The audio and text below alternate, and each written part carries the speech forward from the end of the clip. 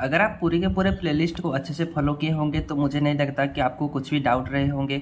अगर फिर भी कुछ भी डाउट हो तो नीचे कमेंट करके ज़रूर बताना भाई, मैं पूरे पूरे क्लियर करूँगा आपको। आप जितना हो सके उतना वीडियो बना के अच्छे से समझा के क्लियर करूँगा। ओके, तो आज हम देखने वाले फंक्शंस विथ पैरामीटर्स। पिछले वीडियो में मैंने आपको बताया था फंक्शन क्या होते हैं, कितने टाइप्स के होते हैं, और उधर एग्जाम्पल लेके भी बताया है, और कोडिंग एग्जाम्पल के साथ आपको पैरामीटर को कैसे यूज करना है उस टाइप से भी कुछ थोड़े बहुत बताए हैं। रुको आपको दिखाता हूँ नोट में। ओके, तो ये वाला जो एग्जाम्पल था, और मैं नोट में इसलिए लिख रहा हूँ क्योंकि आपको ये वाले PDF बना के बाद में दे सकूँ। ओके, तो चलो स्टार्ट करते हैं। Function with parameter. पैरामीटर मतलब जो हम वैल्यू प्रोवाइड करते हैं फंक्शन को, फंक्शन के अंदर एक इंटीजर वैल्यू हो गया, फ्लोट वैल्यू होगा, इस टाइप से कुछ वैल्यू प्रोवाइड करते हैं, उनको बोलते हैं पैरामीटर। तो चलो यार देखते हैं डायरेक्टली थ्योरी के हिसाब से कि कैसे आपको लिखना है, एग्जाम्पल कैसे लिखना है। एग्जाम में आएगा तो क्या लिखोगे, what is function, what is the types of function, और पैरामीटर के साथ फंक्शन को कैसे यूज करते हो एग्जाम्पल के साथ बताओ। तो क्वेश्चन जिस टाइप से पूछेगा आप उस टाइप से लिखना पड़ेगा आपको। ओके, तो इन प्रोग्रामिंग आर्गुमेंट्स और parameters are known as variable. Programming में आर्गुमेंट और पैरामीटर किसको बोलते हैं, वेरिएबल को बोलते हैं। जो वेरिएबल यूज होता है फंक्शन में, फंक्शन के अंदर जो वैल्यू पास होके जाता है उसको बोलते हैं पैरामीटर्स। ओके, और वो एक वेरिएबल ही होता है पर उसको उसी हिसाब से उसको बताया जाता है फंक्शन के अंदर कैसे यूज करना है। विच पास टू द फंक्शन, फंक्शन में जो पास होके जाता है उसी को बोलते हैं पैरामीटर। उसी वेरिएबल को, एक वेरिएबल एक होता है, उस वेरिएबल को आप फंक्शन के अंदर पास करके भेजते हो ताकि वो फंक्शन के अंदर जाके कुछ काम कर सके, कुछ आउटपुट आपको दे सके। ओके, तो सिंपल सा है यार, इतना ही थ्योरी है, मतलब ज़्यादा थ्योरी लिखना नहीं है प्रोग्रामिंग लैंग्वेज में। आप इतना लिखो ताकि मतलब जो सामने वाला होता है ना वो लोग समझ पाए सही से, जो टीचर होता है, हाँ ये लड़का कुछ जानता है, इसको कुछ पता है इसके बारे में, तो आपको कुछ मार्क दे सके। ओके, और एग्जाम्पल अगर आप लिखोगे तो ही आपको मतलब अच्छे से आप समझ पाओगे और सामने वाला भी समझ पाएगा। In the below example two variables n and m are passed during the function call। तो डायरेक्ट एग्जाम्पल पे चलते हैं और देखते हैं। m and n two variable हमने लिए हैं। ओके, तो एग्जाम्पल में पहले तो ये वाला चीज़ लिखा है, हैच इंक्लूड stdio.h, और उसके बाद int argnum।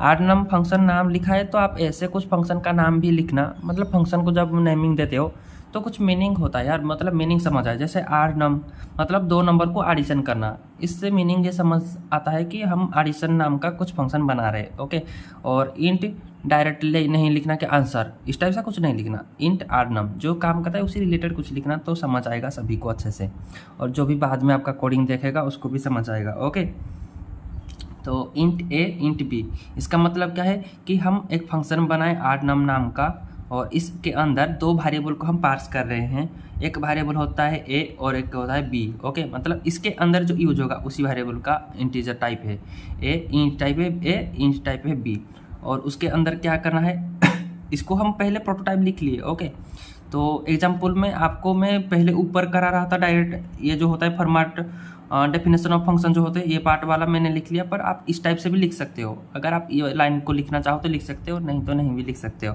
कभी कभी ये यूज होता है अच्छे से। ओके, तो ये एग्जाम्पल है जो मतलब एनालॉजी टाइप का एग्जाम्पल है, इसी टाइप का एग्जाम्पल है जो कि मैं आरो मार्क दे के पूरे के पूरे लिखा हूँ।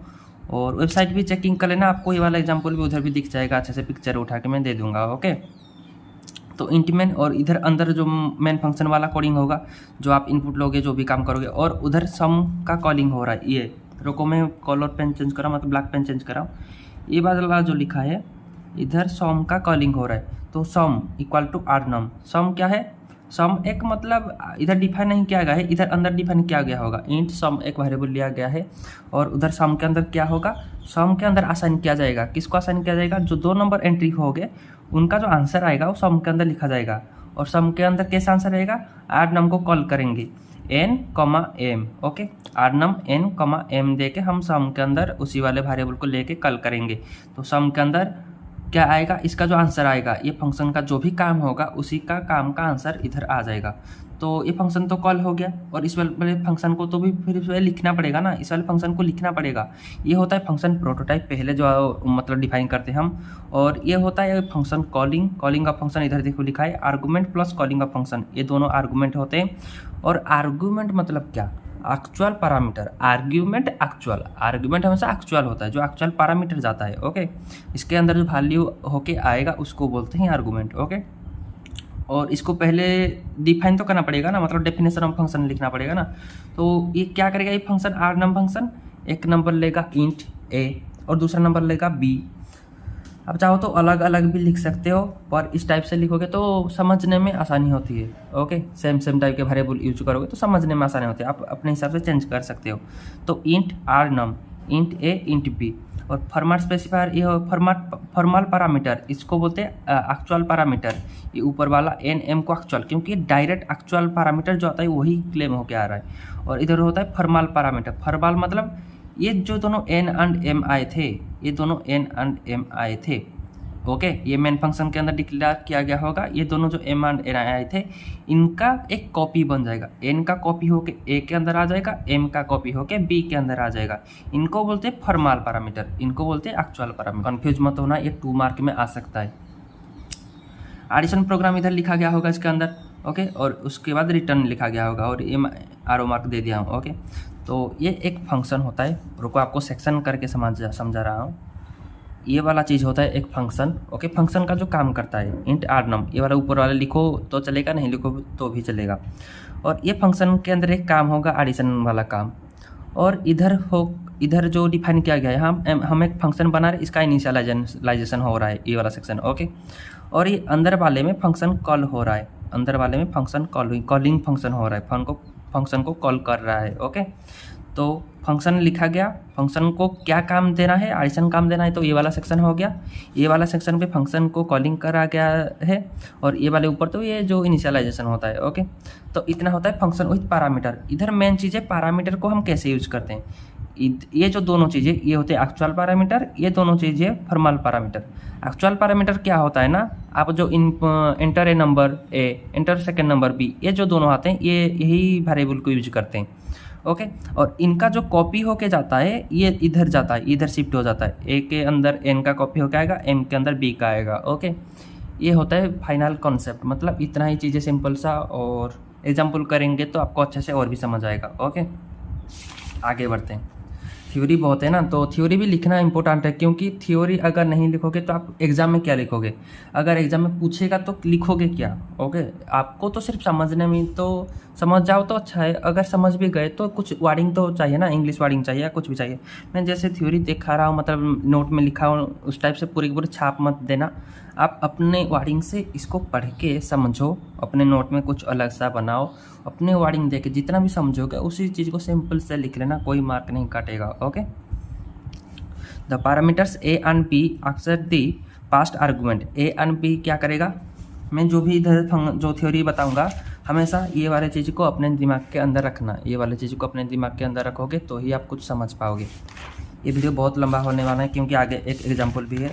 ओके, तो थोड़ा सा पेशेंस रखना चाहिए यार। कोडिंग सीख रहे हो, पहला लैंग्वेज सीख रहे हो, सी प्रोग्रामिंग लैंग्वेज, इसको तो यार टाइम तो लगेगा ही। कभी कभी कॉलेज में क्या होता है ना कि मतलब बच्चों का हमारे टाइम पे कोर्स का टाइम ख़त्म हो गया था, पर हमने सी लैंग्वेज नहीं सीख पाया था। मैंने बहुत मतलब अपने आप से बुक पढ़ के ही सीखा है। तो जितना भी सीखा हूँ 2-3 साल में, आपको सारे के सारे चीज़ एक्सपीरियंस के साथ इधर बताते जाऊँगा। The parameters a and b accept the past argument in the function definition and these are known as formal parameters। इधर वही थ्योरी लिखा है जो भी मैंने बताया था, फॉर्मल पैरामीटर होते हैं। The data type of arguments passed to a function and the formal parameters must match, otherwise the compiler will throw error। तो इधर डाटा टाइप मैच करना चाहिए, दिखाता हूँ फिर से। अगर आप इधर डिफाइन किए गए होंगे इंट एन, ये मिडिल पे इंट एन इंट बी, ये दोनों वेरिएबल तो डिफाइन किए गए होंगे। अगर ये इंटीजर टाइप का होगा तो आप इधर इंट ही लिखना पड़ेगा, इधर फ्लोट नहीं कर सकते, इधर भी इंट लिखना पड़ेगा, नहीं तो ये एरर शो करेगा। उसी पॉइंट का मीनिंग ही यही है। रिटर्न स्टेटमेंट इन फंक्शन, तो फंक्शन में कुछ रिटर्न स्टेटमेंट भी होना चाहिए। हम जो लिखते हैं रिटर्न 0, रिटर्न नंबर, कुछ भी जो लिखते हैं, जो 0 लिखते हैं, उसका मीनिंग क्या होता है, चलो देखते हैं। The function return type tells what type of value is return after the function is executed. Function executed होने के बाद किस टाइप से डेटा को हम रिटर्न करना चाहते हैं, उसको बोलते हैं रिटर्न टाइप। ओके, जो रिटर्न 0 हम लिखते हैं। इंट मैन में क्यों रिटर्न 0 लिखते हैं, क्योंकि हम इंट यूज करें, मैन के पहले इंट यूज करें। अगर वॉइड यूज करोगे तो आपको कुछ भी रिटर्न नहीं करना पड़ेगा। इंट 0 इसलिए तो इंट लिखे हैं, तो लास्ट में रिटर्न 0, क्योंकि हमारा प्रोग्राम सही से चल गया इसलिए रिटर्न 0 लिख रहे हैं। Okay, When we don't want to return a value, then we use the void data type. The return value return to the main function and as for above example the value assigned to the sum variable. Okay, तो इसका मतलब है जो इधर return लिखा गया है, इधर जो रिटर्न लिखा गया है, तो इधर रिटर्न में क्या लिखा जाएगा, रिटर्न में हम जो भी आंसर आएंगे वही चीज़ रिटर्न होके ये सम के इधर इंट पे चला जाएगा। ओके, ये जो फंक्शन जब ये वाला रन होगा तो फंक्शन कॉलिंग होगा, तो इधर बाकी नीचे वाला स्टॉप हो जाएगा, आएगा ये आड नम फंक्शन के अंदर, तो ये एडिशन प्रोग्राम चलेगा। रिटर्न लास्ट में आएगा, जो आंसर मान लो 5 आ गया तो 5 होके ये इंट के अंदर जाएगा, ये वाले पोर्शन पे जाएगा, क्योंकि इंटीजर वैल्यू है तो आड नम के सेक्शन पे जाएगा। और आड नम किधर है, इधर है, तो ये भी इंटीजर वैल्यू होगा आड नम पे जो आंसर आएगा। और ये तो सम को इंटीजर हम डिक्लेयर किए गए होंगे, तो सम के अंदर 5 आ जाएगा और आंसर लास्ट में प्रिंट होके आ जाएगा। इस टाइप से काम चलता है कोडिंग के अंदर, फंक्शन के अंदर। ओके, बहुत टाइम लेता है भाई फंक्शन, ये मतलब ऐसे आसान नहीं है कि आप समझ जाओ, और इतना भी मुश्किल नहीं है कि आप समझ नहीं पाओगे। तो दोनों बोल सकते हैं, अगर आपके दिमाग में एक बार क्रैक कर गया ना, जो क्रैक बोलते हैं एक वर्ड होता है, आपके दिमाग के अंदर एक बार क्रैक करके फंक्शन नाम की चीज़ घुस गया तो आपको कभी भी आप डाउट में नहीं रहोगे कि फंक्शन क्या है। जावा स्क्रिप्ट में, जावा में, C++ में, पाइथन में, सभी के अंदर सेम कॉन्सेप्ट होता है, सिर्फ एक बार आपको समझना चाहिए। पहला प्रोग्रामिंग लैंग्वेज सीख रहे हो, सी प्रोग्रामिंग लैंग्वेज, तो ध्यान से बैठ के हमेशा पढ़ना सीखना। ओके, तो चलो नेक्स्ट देखते हैं।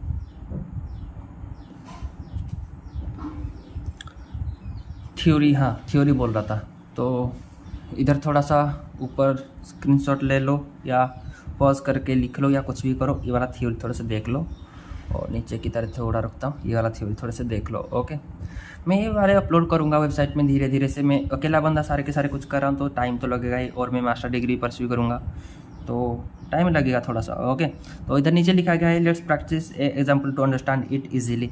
तो चलो एक कोडिंग का एग्जाम्पल करते हैं, और इधर आपको और एक बार जितना भी सारा का सारा कुछ बताया हूँ पूरे के पूरे और एक बार इधर समझाऊँगा अच्छे से, और ये वीडियो बहुत लंबा होने वाला है, थोड़ा सा पेशेंस रखना। ओके, तो चलो स्टार्ट करते हैं। लैपटॉप के स्क्रीन के ऊपर डायरेक्ट चलते हैं। अभी मैं आ चुका हूँ लैपटॉप के स्क्रीन के ऊपर, और सी प्रोग्राम के फंक्शन के एग्जाम्पल को पैरामीटर के साथ अभी हम करके देखेंगे, और अच्छे से एक एग्जाम्पल के साथ देखेंगे ताकि हमारा थोड़ा सा प्रैक्टिस हो जाए। तो मैं अभी स्वैप टू नंबर वाले एग्जाम्पल को लूँगा। स्वैप टू नंबर मीनिंग क्या होते हैं पहले समझते हैं। स्वैप टू नंबर मतलब आपको एक नंबर दिया गया होगा, मान लो n1, और n1 के अंदर होगा 4, और मान लो दूसरा नंबर दिया गया होगा n2 के अंदर होगा 6। तो जब आंसर आएगा n1 के जगह पे आएगा 6, n2 के जगह पे आएगा 4, तो इसको बोलते हैं स्वैपिंग। मतलब ये वाले नंबर इधर जाएगा, ये वाले नंबर इधर आएगा। ओके, तो अल्टर चेंज जिसको बोलते हैं।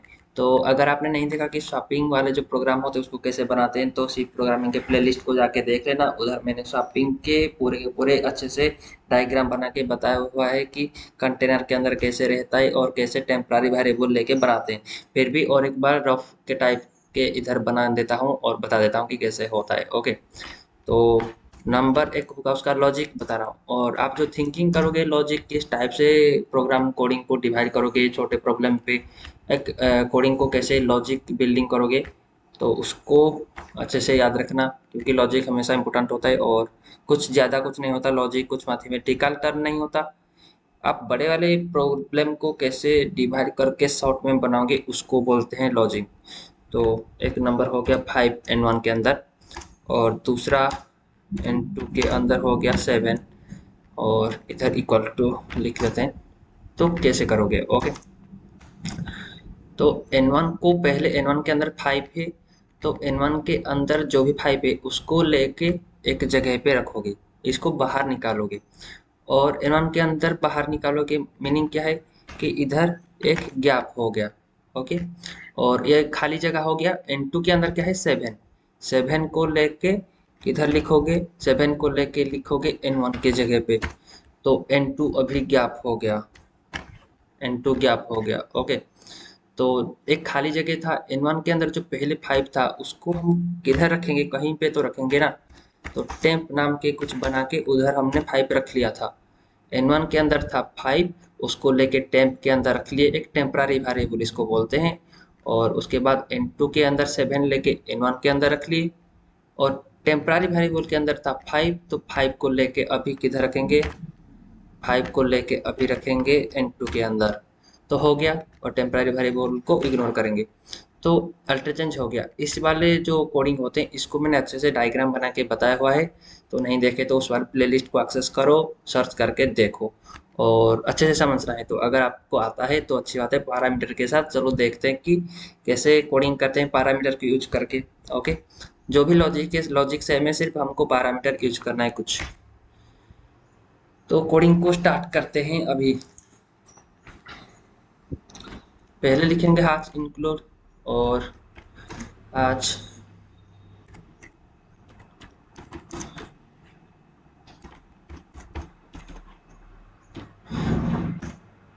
पहले हमने लिख लिया हाज इंक्लूड stdio.h, और उसके बाद कुछ लिखेंगे void। void क्यों लिख रहा हूँ, क्योंकि इंट हम यूज तो नहीं कर सकते, और यूज भी कर सकते हैं जब कुछ वैल्यू रिटर्न होता है, पर जब स्वैपिंग टू नंबर करोगे तो इधर टू नंबर वाले टू वेरिएबल आते हैं। पर हमेशा देखना कि आप जब फंक्शन लिखोगे, फंक्शन के अंदर कुछ रिटर्न वैल्यू लोगे तो हमेशा एक नंबर ही रिटर्न होता है। ये उसका डिमेरिट है, कभी अपडेट आएगा तो उसका होगा, पर एक डिमेरिट ये है कि फंक्शन के अंदर हमेशा रिटर्न वैल्यू एक होता है।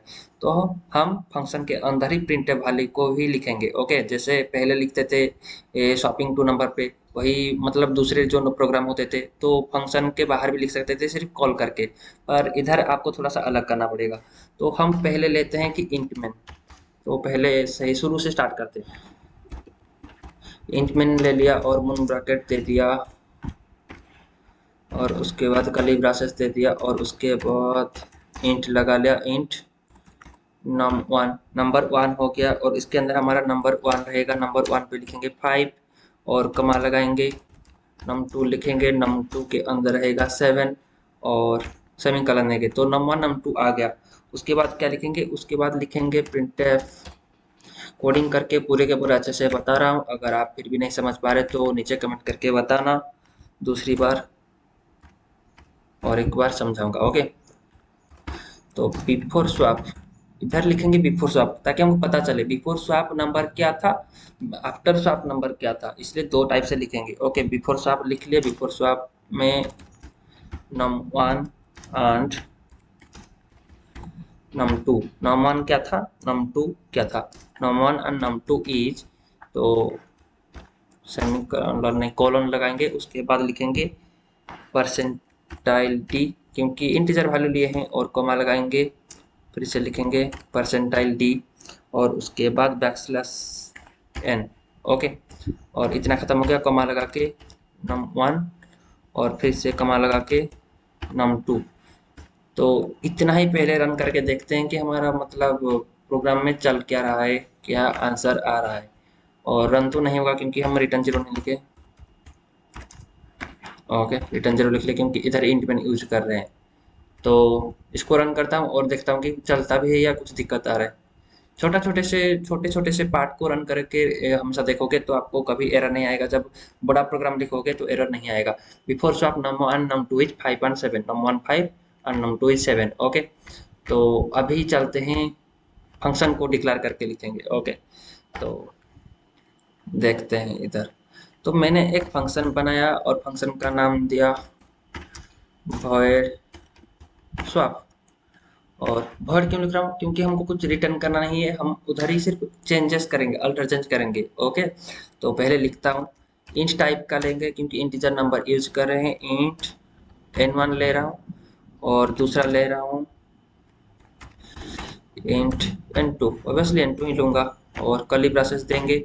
और उसके बाद क्या करना है, जैसे आपको पता है टेम्परारी वेरिएबल एक बनाएंगे, उसके बाद जो भी सारे काम होते हैं उसको करेंगे। तो इंट टेम्प नाम के एक वेरिएबल मैंने बना लिया है, और टेम्प के अंदर क्या स्टोर करेंगे, n1 के वैल्यू को स्टोर करेंगे। पहले n1 जो ये वाला नंबर है, n1 नाम है और n2 नाम है, ये क्या होता है, ये तो पैरामीटर होके इधर आएगा। n1 का वैल्यू num1 का वैल्यू जो 5 होता है n1 के अंदर आएगा, num2 का वैल्यू जो 7 होता है n2 के अंदर आएगा। तो दो नंबर तो आ गए। पहले टेम्पररी वेरिएबल को असाइन करते हैं, और टेम्पररी वेरिएबल के अंदर n1 को रखते हैं, और n1 को रखने के बाद n1 के अंदर आएगा हमारा n2 का वैल्यू और सेमीकलन, और लास्ट में क्या होगा, लास्ट में N2 के अंदर आएगा टेम्प का वैल्यू। ओके, और सेमीकोलन। तो रुको आपको थोड़ा सा जूम करके समझा रहा हूँ। इधर हमारा पहले नंबर इधर आ गया, इतना तक समझ आ गया, इधर नंबर 2 आ गया। तो एक टेम्पररी वेरिएबल बनाएंगे, और टेम्पररी वेरिएबल में क्या होगा, पहले नंबर को निकाल देंगे और N1 खाली हो जाएगा, निकाल के टेम्प के अंदर रख लिए। दूसरे नंबर जो होते हैं, दूसरे नंबर को निकाल के N1 के अंदर रख दिए, और दूसरे नंबर से अभी खाली है, तो टेम्पररी वेरिएबल में पहले जो था N1 था, और उसको लेके N2 के अंदर रख लिए। ये सीरीज हमेशा फॉलो करके रखना कि पहले टेम्पररी के अंदर N1 को रखेंगे, और N1 के अंदर N2 को रखेंगे, N2 के अंदर टेम्प को रखेंगे, तो इसके अंदर इसको रखेंगे। ओके, तो इस टाइप से चीजें होता है। तो हम तो दो वैल्यू एक साथ रिटर्न नहीं कर सकते, तो हमको क्या करना पड़ेगा ना, इधर प्रिंट आउट निकालना पड़ेगा, मतलब प्रिंट। और इधर प्रिंटफ लिख के मैं ये पूरे के पूरे कॉपी करूंगा। ओके, बिफोर शॉप इधर लिखा है, बिफोर की जगह से लिख लूंगा आफ्टर शॉप num1 और num2 इज परसेंटाइल डी, और इधर सिर्फ लिखना है n1 और इधर n2। ओके, इतना ही, और ये सारी चीज खत्म, हमारा फंक्शन हो गया। पहले तो मैंने 2 नंबर लिए, और 2 नंबर लेने के बाद समझा रहा हूँ शुरू से अभी। ओके, और एक प्रिंट आउट निकाल लिया कि num1 के अंदर क्या है, num2 के अंदर क्या है, और उसके बाद मैंने एक फंक्शन बनाया। फंक्शन बना के उसके अंदर हमारा लॉजिक लिख लिया कि स्वैपिंग नंबर का लॉजिक क्या होता है, स्वैप हमने कैसे बनाते हैं। अगर नहीं देखा यार, सच बता रहा हूँ, समझ नहीं आ रहा, तो उस वाले वीडियो को जरूर जाके देखना। और स्वैपिंग नंबर के बाद जो रिजल्ट आएगा, तो किधर आएगा, ये लाइन के बाद आएगा। ये जो पहले लाइन होता है, जो प्रिंट आउट का लाइन, उसके बाद आएगा। तो क्या आएगा, तो स्वैप को हम इधर कॉल करेंगे, और स्वैप के अंदर किन दोनों नंबर को लेंगे, num1 को लेंगे और दूसरा num2 को लेंगे। ये दोनों नंबर को लेके हम काम करेंगे। तो आ गया, और इसको अभी रन करके देखते हैं तो आता क्या है। हमारा मेन मकसद है कि पैरामीटर को कैसे यूज करते हैं उसको समझना है। ओके, ये होता है पैरामीटर भाई साहब, ये होता है पैरामीटर। और एक चीज बता रहा था कि अगर आप इधर इंट लिखोगे तो नहीं काम करेगा, क्योंकि हम फंक्शन को जो रिटर्न करते हैं सिर्फ एक वेरिएबल को ही रिटर्न कर पाते हैं, रिटर्न ओनली वन वैल्यू को रिटर्न कर सकते हैं। ओके, इसीलिए प्रिंटफ वाले सेशन को इधर लिखना पड़ा है। और पहले से समझा रहा हूँ कि एक जो ये होता है पैरामीटर, ये होता है एक्चुअल पैरामीटर। num1 ये जो है, ये वैल्यू एक है, इसको बोलते हैं एक्चुअल पैरामीटर। और num1 का वैल्यू n1 तक जाएगा, ये जगह पे रिप्लेस हो जाएगा। इस n1 के अंदर जो भी चीज होगा उसको बोलते हैं फॉर्मल पैरामीटर, जो कॉपी होके जाएगा, एक कॉपी बन जाएगा। num1 का कॉपी बन के n1 के अंदर जाएगा, num2 का कॉपी बन के n2 के अंदर जाएगा। उसके बाद जो भी काम होगा ये प्रिंट आउट निकाल के हमको दे देगा। तो इसलिए ये सेम जगह प्रिंट आउट करा है, तो इसलिए इधर वॉइड यूज किए हैं। ओके, इतना बारीकी से कोडिंग करके अच्छे से ऐसे बता रहा हूँ, और पूरे के पूरे मतलब प्रैक्टिकली कोडिंग करके बता रहा हूँ, थ्योरी भी दे रहा हूँ, समझा रहा हूँ अच्छे से। अगर फिर भी समझ नहीं आते तो नीचे कमेंट करके बताना, मैं और एक बार ट्राई करूँगा समझाने की। और इधर हम चेंज करके कुछ दूसरा नंबर लेते हैं, तो देखते हैं काम भी करता है या नहीं। नहीं तो आप बोलोगे भाई साहब सिर्फ एक कोडिंग करके बता दिए, दूसरे पे काम नहीं कर रहा। तो चलो रन करते हैं इसको। num1 के अंदर 15 है, num2 के अंदर 70 है, और 70 15 अल्टर चेंज हो गया। ओके, हमारा फंक्शन काम कर गया। और पैरामीटर के साथ कैसे यूज करते हैं फंक्शन को, मैंने आपको बताया कि पैरामीटर कैसे कॉपी होके जाता है। अगर आपको कहीं पे भी डाउट हो तो नीचे कमेंट करके जरूर बताना। इंस्टाग्राम का लिंक दिया गया है डिस्क्रिप्शन बॉक्स में, जाके कमेंट करना और क्वेश्चन भी पूछ सकते हो। फेसबुक का भी लिंक है, और उधर मेरा जो पोर्टफोलियो था उधर भी आप ईमेल कर सकते हो। डायरेक्ट ईमेल करोगे तो भी बहुत अच्छा है। मैं हर जगह ऑनलाइन रहता हूँ, एक्टिव रहता हूँ, और चेकिंग करता रहता हूँ। ओके, और मेरा भी थोड़ा सा पढ़ाई चल रहा है, तो कभी वीडियो लेट आ रहा है, कभी थोड़े से इरेगुलरिटी हो रहा है, तो उसको ट्राई करेंगे अच्छे से बनाने की। और आपको एक कोडिंग एग्जाम्पल मिलेगा जो कि एग्जाम में आ सकता है। स्वैप टू नंबर वाला लॉजिक ये ऊपर वाला है, ये इतना। ओके, तो आज के वीडियो को इतने पे ही रखते हैं, और मिलता हूँ आपको नए एक लेक्चर के साथ।